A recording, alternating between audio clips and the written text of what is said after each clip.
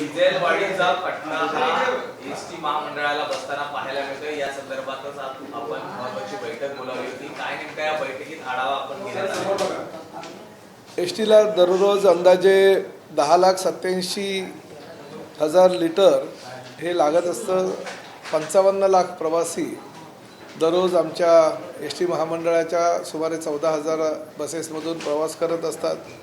सध्या एसटीला Indian oil कॉर्पोरेशनकडून डिझेलचा पुरवठा हा सुरळीतपणे होत आहे आणि त्याचबरोबर सध्या एसटीला 91.31 रुपये प्रति लिटर दराने डिझेल पुरवठा होतो।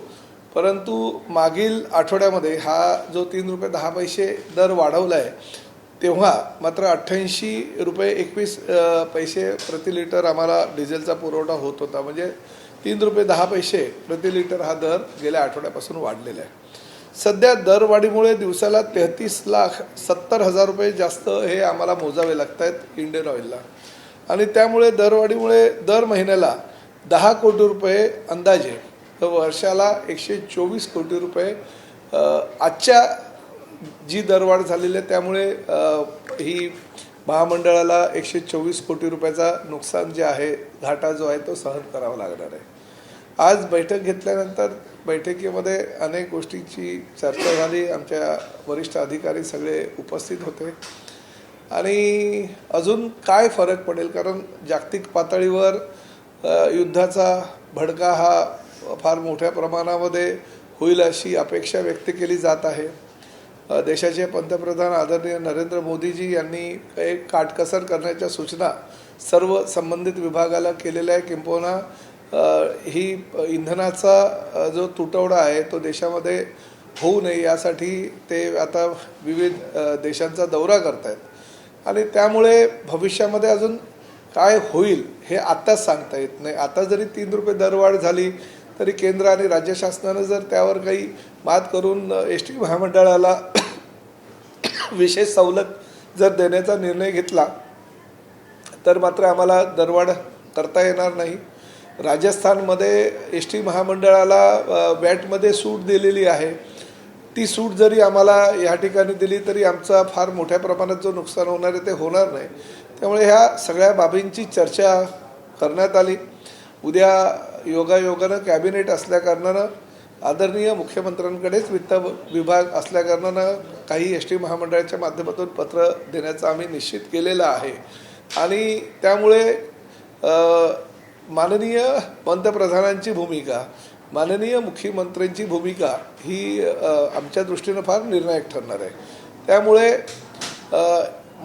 मे एंडपर्यंत म्हणजे 30 तारखेपर्यंत आम्ही थांबण्याचा निर्णय घेतलेला आहे आणि पुढील 10 ते 12 दिवसामध्ये काय निर्णय केंद्र आणि राज्य शासनाचा होतो त्यावर अवलंबून राहून वेगवेगळ्या प्रकारे जर आमच्या मागण्यांची पूर्तता केंद्र आणि राज्य शासनानं केली तर आम्हाला दरवाढ करता येणार नाही। परंतु जर ती पूर्तता नाही केली तर आणि अजूनही काही डिझेलचे भाव वाढले किंवा अजून इंधनाचे भाव पुढे अजून मोठ्या प्रमाणात वाढले तर मात्र दरवाढ अटळ आहे।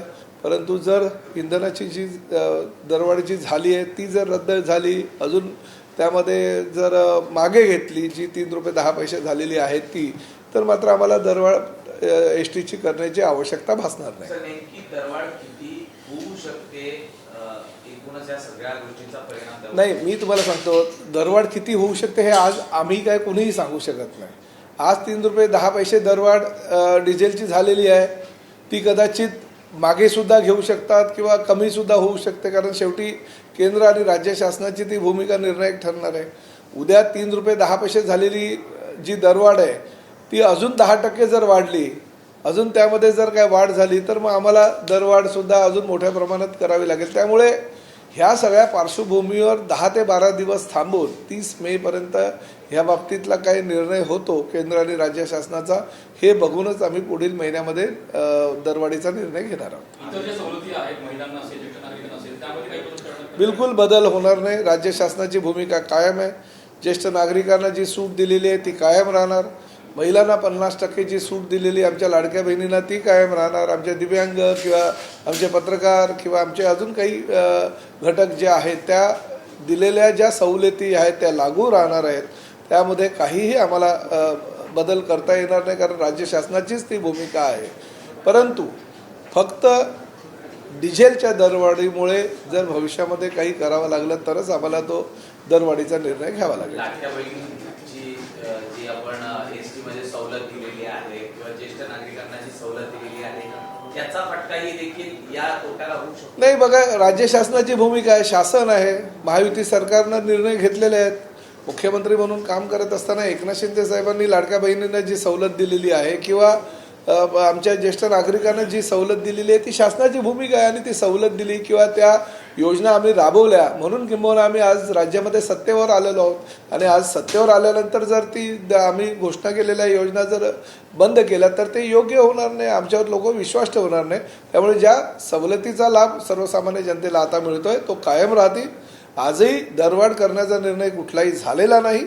आणि फक्त केंद्र आणि राज्य शासनाची भूमिका जी आहे भविष्यामध्ये त्याचा विचार करून पुढल्या 10 ते 12 दिवसानंतर आम्ही जूनच्या पहिल्या आठवड्यामध्ये या संदर्भातला निर्णय घेणार आहोत. बाईक टॅक्सी प्रकरणी ज्या काही सूचना आपण दिल्या होत्या त्यानंतर सायबर पोलिसांनी कारवाईला सुरुवात केली होती. मात्र अचानकपणे पुन्हा एकदा आपण तो निर्णयाला स्थगिती दिल्यामुळे कुठेतरी त्या कारवाईला नाही, त्या निर्णयाला स्थगिती परिवहन मंत्री म्हणून मी दिलेली नाही. मी आजही माझ्या भूमिकेवर कायम आहे. मी सायबर क्राईमला पत्र दिलं होतं 12 तारखेला आणि पत्र देऊन त्यांना सांगितलं की राज्यामध्ये बऱ्याच ठिकाणी अनधिकृतरित्या ह्या बाईक टॅक्सी चालू आहे. खरं तर कॅबिनेटनं मंजुरी दिलेली आहे फक्त EV बाईक टॅक्सींना, परंतु त्याचीसुद्धा परवानगी त्या ओला, उबेर, रॅपिडो यांनी घेतलेली नाही. आणि सरसकट पेट्रोलच्या बाईक त्यांनी रस्त्यावर आणलेल्या आहेत, कुठलीही त्यांना परवानगी नाही. जे शासनानं नियम घालून दिलेले आहेत त्याचं कुठेही पालन होत नाही.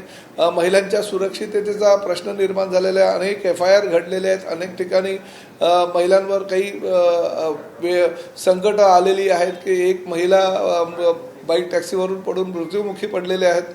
डोक्यावर हेल्मेट घातलं जात नाही. 2 इस्मांमध्ये पार्टिशनची जी भूमिका राज्य शासनाची आहे, नियम घालून दिलेले त्याचंही कुठेही पालन केलं जात नाही. सरसकट बाईक टॅक्सी रस्त्यावर चालू आहेत. RTOच्या अधिकाऱ्यांनी जर त्यांना पकडलं तर त्यांना फाईन जे लावलं जातं. कंपन्यांनी असा निर्णय घेतलेला आहे की बाईक टॅक्सी बिंदास चालवा, जे फाईनचे पैसे आहेत ते कंपन्या भरतील अशी भूमिका कंपन्यांनी घेतलेली आहे. त्यामुळे RTOच्या अधिकाऱ्यांना जुमानत नाही. तर महाराष्ट्रामध्ये हे अशा पद्धतीचं जर ओला, उबेर, रॅपिडोसारख्या कंपन्या चुकीच्या पद्धतीनं जर इलिगल बाईक्स ह्या रस्त्यावर आणत असेल तर त्याला निर्बंध हे घालावेच लागतील.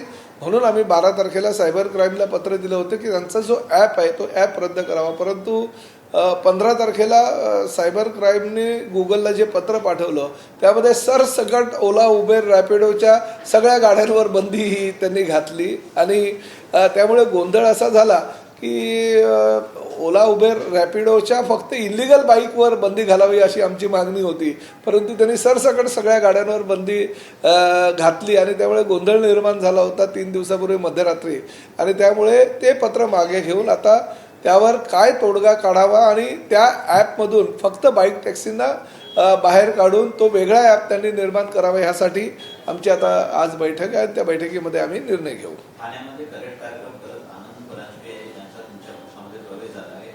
16 ते 17 जागांच्या विधान परिषदेच्या आज घोषणा झाली आहे. त्या अनुषंगाने काही पक्षप्रवेश झाला असं म्हणतात? नाही, बघा, आनंद परांजपे यांचं मूळ हा शिवसेनेचं आहे. कारण त्यांचे वडील खासदार प्रकाश परांजपे हे ठाणेकर होते. धर्मवीर आनंद दिघे साहेबांनी एकदा दोनदा नव्हे तर तब्बल 3 वेळा प्रकाश परांजपे यांना लोकसभेवर पाठवलं होतं. ठाणे लोकसभा मतदारसंघाचे ते एकदम लोकप्रिय खासदार म्हणून परिचित होते. आणि संसदेमध्ये त्यांचा फार मोठा अभ्यास होता आणि अभ्यासपूर्ण भाषणंसुद्धा त्यांची गाजली होती. त्यांच्या निधनानंतर आनंद परांजपे यांना एकनाथ शिंदे साहेबांनी स्वतःच्या मुलाप्रमाणे सांभाळलं आणि त्यांना लोकसभेवर पाठवलं. परंतु 2012 साली ते पवार साहेबांबरोबर राष्ट्रवादी काँग्रेसमध्ये गेले आता 14 वर्षानंतर त्यांना थोडासा पश्चाताप झाला म्हणून ते आता परत आलेले त्या परंतु त्यांचं मूळ रक्त मात्र शिवसेनेचं असल्याकारणाने ते स्वगृही परत आले. परंतु एक गोष्ट मात्र ह्या काळामध्ये श्रीकांत शिंदे नावाचं एक नवीन युवा नेतृत्व तयार झालं. कारण आनंद परांजपे नसल्यामुळे श्रीकांत शिंदेना त्यावेळेस लोकसभेचा उमेदवार तरुण उच्च शिक्षित व्यक्तिमत्व म्हणून त्यांना लोकसभेला उभं केलं आणि प्रचंड मताधिक्याने जनतेनं त्यांना निवडून दिलं. त्यामुळे मला असं वाटतं की आनंद परांजपे यांच्यावर सुद्धा भविष्यामध्ये कुठे अन्याय होणार नाही, त्यांना न्याय मिळेल आमच्या पक्षामध्ये, अशी भूमिका एकनाथ शिंदे साहेबांनी श्रीकांत शिंदे साहेबांनी घेतलेली आहे. उद्धव ठाकरे फक्त 32% नाही, 32% नाही, 31.41%. त्यावरती आपली प्रतिक्रिया नेमकी नाही, काय? बघा, विधान परिषद किंवा विधानसभा लोकप्रतिनिधी म्हणून सर्वसामान्य जनतेनं फार मोठ्या विश्वासानं आम्हाला निवडून दिलेलं असतं. वैयक्तिकरित्या जर माझी उपस्थिती गेल्या 4 टर्म मी आमदार आहे, मी सुद्धा 100% माझी उपस्थिती आहे आणि उपस्थिती असल्यानंतर त्या उपस्थितीचा फायदा सर्वसामान्य जनतेच्या हितासाठी आणि त्यांचे प्रश्न सभागृहामध्ये मांडण्यासाठी मी केलेला आहे. आता उद्धव साहेबांना जनतेनं मुख्यमंत्री पदावर विराजमान केलं होतं, काही ठिकाणी त्यांनी मंत्रालयातली उपस्थितीसुद्धा फार कमी होती, सभागृहातली आता विधान परिषदेचे सदस्य म्हणून उपस्थिती फार कमी आहे. तर मला असं वाटतं की त्यांनी जो निर्णय घेतला आहे परत विधान परिषदेला न उभं राहण्याचा, त्यांच्यासाठी तर योग्यच निर्णय आहे. दानवेंना आता संधी उपलब्ध झालेली आहे, त्यांनी आपली कर्तृत्व सिद्ध करावं आणि 100% उपस्थित राहावं. डिझेलची जी आता दरवाढ झाली त्याच्यामध्ये बचतीसाठी काही नवीन नियमावली परिवहन विभाग काढेल का ड्रायव्हर्ससाठी आणि नाही, आता आम्ही जी बैठक झाली त्या बैठकीमध्ये सुद्धा काही निर्णय असे घेतोय की बचती ज्या ठिकाणी बचत करता येईल त्या ठिकाणी आपण त्याची अंमलबजावणी केली पाहिजे. वर्क फ्रॉम होमसाठी आम्ही आता काही आमच्या अधिकाऱ्यांना सुद्धा त्या ठिकाणी सांगतोय की ज्यांची गरज आहे त्याच अधिकाऱ्यांनी कामावर यावं, किंवा ज्या ठिकाणी आठवड्याचे जे 5 दिवस आहेत तर 3 दिवस वेगळ्या अधिकाऱ्याने यावं, 2 दिवस वेगळ्या अधिकाऱ्याने येऊ आणि ह्या माध्यमातून जर काही इंधनाचा बचत होत असेल आणि एस टी महामंडळाचा फायदा होत असेल तर तसा निर्णय घेण्याचा सुद्धा मी MDंना सूचना केलेल्या आहेत.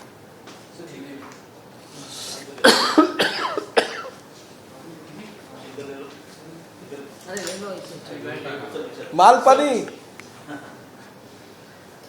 सर, डीजल के दाम बढ़ने के बाद एसटी महामंडल की बैठक हुई है, क्या तय हुआ है? दाम बढ़ेंगे, टिकट के दाम बढ़ेंगे? एसटी महामंडल की करीबन 55 लाख प्रवासी दररोज हमारे एसटी महामंडल के जो 14,000 बसेस है उसमें से प्रवास करते हैं और करीबन 10,87,000 लीटर डीजल हमें हर रोज़ लगता है. अब तो इंडियन ऑयल कंपनी के माध्यम से हमें ये डीजल जो है वो मिलते आ रहा है और अभी तो फिलहाल 91 रुपीज़ 31 पैसा ये हमारा रेट है. जब भी 3 रुपये 10 पैसा नहीं बढ़ा था तभी हमें 88 रुपीज़ 21 पैसा पर लीटर का डीजल का रेट था, क्योंकि हमें डिस्काउंट भी मिलता है. तो 3 रुपये 10 पैसा जो ये बढ़ा है उसकी वजह से हमारी एसटी महामंडल को करीबन साल का 124 करोड़ रुपए का घाटा होने वाला है. आज के परिस्थिति में ये घाटा 3 रुपये 10 पैसा जो डीजल का भाव बढ़ा है उसकी वजह से हो रहा है, मगर भविष्य में शायद 8-10 दिनों में अगले ये कम भी हो सकता है, शायद बढ़ भी सकता है. इसलिए एसटी महामंडल के अधिकारियों ने और हमने ऐसा निर्णय लिया कि आगे के 10-12 दिन हम देख लेते हैं, क्योंकि आदरणीय पंतप्रधान नरेंद्र मोदी जी डीजल का जो हमारे देश में आने वाला पुरवठा है वो सही तरीके से कैसे हो जाए, हमारे मुख्यमंत्री देवेंद्र जी भी उसके ऊपर ध्यान देते हुए एसटी महामंडल को कैसे सहयोग करें, ऐसी भूमिका उनकी भी है. तो हम उनके साथ बात करेंगे 10-12 दिन में क्या होता है नेशनल लेवल पे ये डीजल के बारे में निर्णय. तो ये भी देखते हुए हम लोग जून के पहले हफ्ते में इसके जो भाव बढ़ाना है या स्टेबल रखना है या कम करना है इसके बारे में निर्णय लेंगे. Petrol, diesel, gas, CNG gas के दाम बढ़ने के बाद कल कांग्रेस के ट्विटर अकाउंट से ट्वीट किया गया, पीएम मोदी इनका उल्लेख जो है वो महंगाई मैन ऐसे किया है. ऐसे देखिए, आज देश में पंतप्रधान आदरणीय नरेंद्र मोदी जी जिस तरह से काम करे और देश की अर्थव्यवस्था अच्छी तरह से रखने की जो कोशिश करे, वो सराहनीय काम कर रहे हैं। अब ये भी देखना चाहिए कि दुनिया में क्या परिस्थिति है। बहुत सारे जो विकसित देश है, विकसित राष्ट्र जो है, लॉकडाउन की तरफ बढ़ रहे हैं।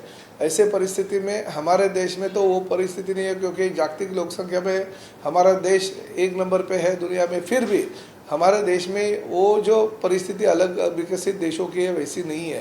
तो ये सब सारा जो श्रेय जाता है पंतप्रधान आदरणीय नरेंद्र मोदी जी को जाता है।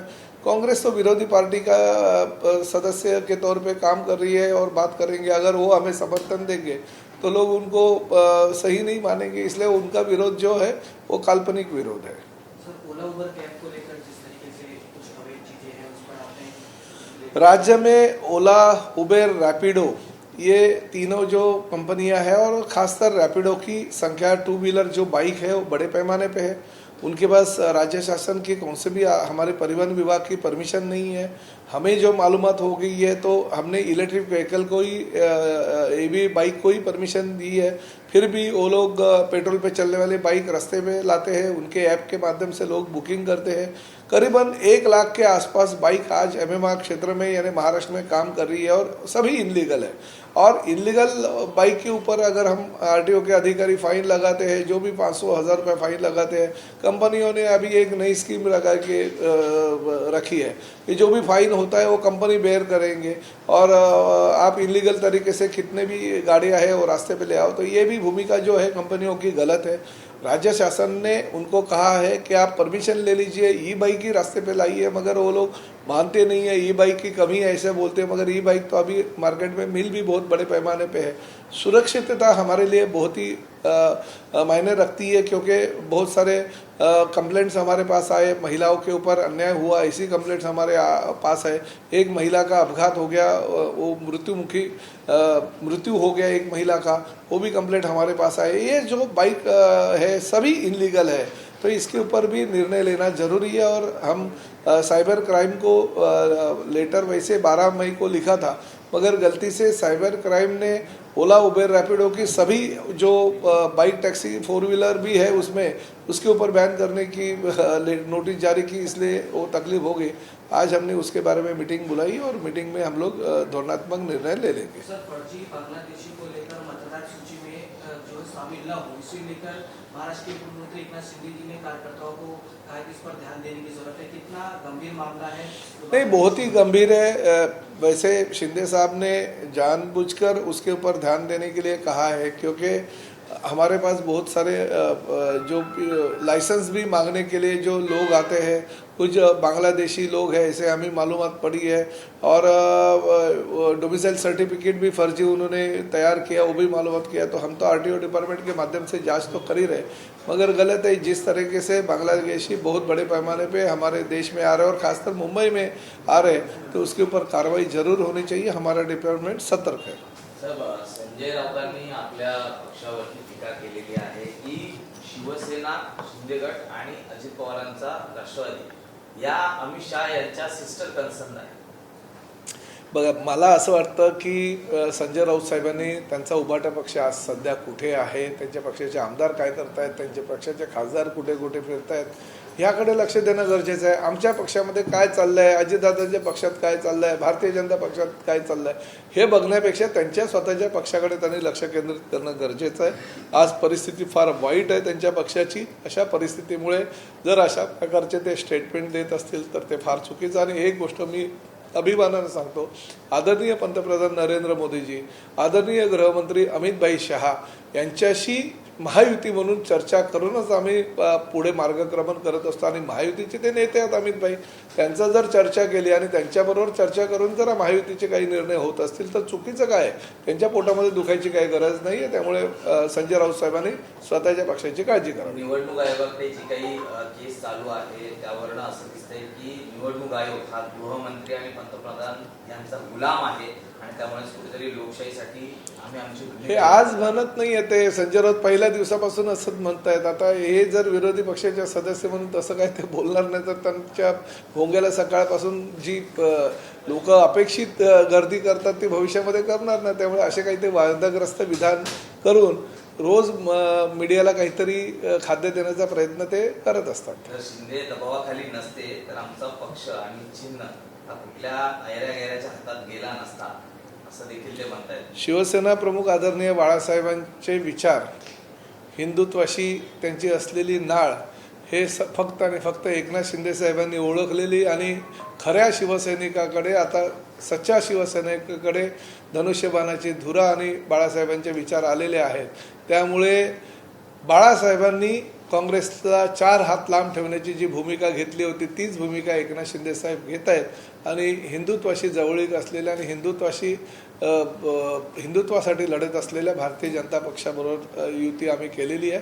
त्यामुळे हिंदुत्वावर आणि मराठी माणसाच्या विचारावर कुठेही तडजोड नाही, ही भूमिका जी बाळासाहेबांची होती तीच भूमिका एकनाथ शिंदे साहेब अतिशय चांगल्या प्रकारे त्या भूमिकेशी समर्पक असं राजकारण आणि समाजकारण करतात. 3-3.5 वर्ष या संपूर्ण खटला सुरू आहे. निकालाची प्रतीक्षा ही त्यांना आहे आणि त्यामुळेच कुठेतरी भारतीय संविधानाच्या संदर्भात या सगळ्या गोष्टी होत आहेत का, आमचा कुठलाही प्रॉपर्टीचा निकाल नाहीये तर आमचा त्या अस्तित्वाचा निकाल आहे असं ते म्हणतात. गेल्याच आठवड्यामध्ये माननीय सर्वोच्च न्यायालयाच्या न्यायमूर्तींनी उबाडाच्या वकिलांवर आक्षेप घेतला होता. तेही संजय राऊतांच्या अशा स्टेटमेंटमुळे कुठेतरी संजय राऊतांनी अशी स्टेटमेंट देणं आता तरी थांबलं पाहिजे. नाहीतर उद्या निकाल तर आमच्या बाजूचा लागणारच आहे, परंतु जर चुकीच्या पद्धतीने वेगळं काही झालं तर संजय राऊतांना फार मोठ्या न्यायालयाच्या अवमान प्रकरणी शिक्षेला सुद्धा सामोरं जावं लागेल.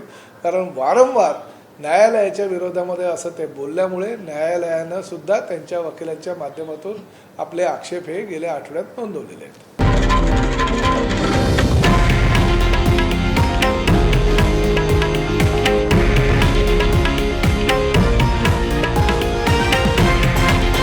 हे आहे देशातील नंबर 1 न्यूज नेटवर्क आणि आपण पाहत आहात TV9 मराठी, एकमेव.